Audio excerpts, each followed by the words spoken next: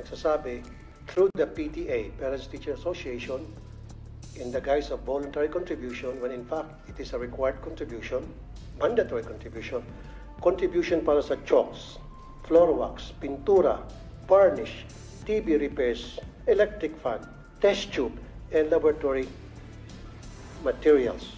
Kasama dyan yung printer. At alam ko po, yan ay napapaloob sa supplies and equipment na meron pong bilyones na budget from DepEd. Isa pa po, or ilan pa po sa mga sinisingil na mga public schools sa mga mag-aaral, mga magulang, ay utility bills.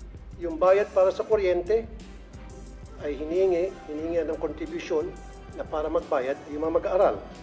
Yung bayad para sa janitor, yung bayad po para sa mga security guard, yung bayad po para sa repair ng CR, and pati po doon sa field